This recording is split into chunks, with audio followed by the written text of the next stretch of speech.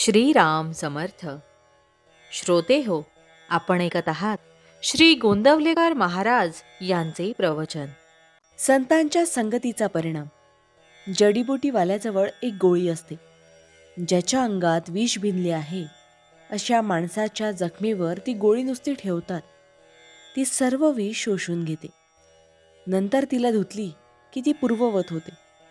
त्याचप्रमाणे सत्पुरुषाच्या संगतीत आपले पाप शोषून घेतले जाते आणि पुन्हा तो सत्पुरुष स्वतः शुद्धच राहतो. सत्संगती मिळेल, पण ती टिकणे फार कठीण काम आहे. साधारणपणे ज्या विषयाची आपल्याला आवड असते तसली संगत आपण बघतो. मीच वाईट म्हणून मी वाईट लोकांची संगत धरतो.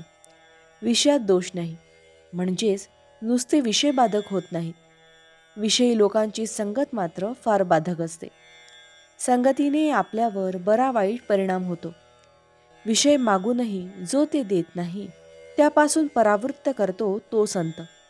विषय तृप्तीसाठी जावे आणि निर्विषय होऊन यावे, हा संत संगतीचा परिणाम. ज्याची संगत केली असताना भगवत प्रेम प्रकट होते तो संत जाणावा. अशांची संगती केव्हा होईल ही तळमळ असावी. विषयाची गोडी फार, पण तो सुटावा असे वाटू लागले म्हणजे भजन पूजन करणाऱ्यांची संगत धरावी. वाईट विचार मनात आले की नामाची जोड ठेवावी. आपला सर्वाठायी भगवतभाव वाढू लागला म्हणजे संतांची प्रचिती येते. भगवंताच्या लीला पाहणाऱ्यांनाच खरा आनंद मिळतो. म्हणून संत नेहमी भगवंताविषयी सांगत असतात. ते जे गातील तो संगीतातला राग समजावा. तुकाराम बुवा नुसते विठ्ठल विठ्ठल म्हणत, पण त्याची गोडी आपल्या गाण्यामध्ये देखील नाही. खरोखर संतांना आपल्याविषयी इतकी कळकळ असते, आपल्याला ती कळतही नाही. संत आपल्या हिताचे सांगतात, पण आपले मन विषयात वावरत असल्याने त्यांचे बोलणे आपल्या मनात पूर्णपणे ठसत नाही. औषध कडू असले तरी रोग झाल्यावर आपण ते घेतोच ना. मग प्रपंचातल्या व्याधींनी त्रस्त होऊनही आपण संतांच्या हितकारक बोलण्याकडे का दुर्लक्ष करावे. ज्याला भगवंताचे अधिष्ठान आहे त्याचे कडक बोलणे सुद्धा कोणाला लागणार नाही. अत्यंत निर्भयता हा संतांचा पहिला गुण आहे. कारण सर्व ठिकाणी मीच आहे ही भावना झाल्यावर भयाचे कारणच उरत नाही.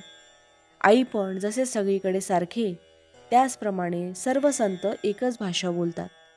संतांनी मिळवलेले पद मिळवण्याचे साधन आपणही करतो, पण त्यांचे करणे निसंशय असते.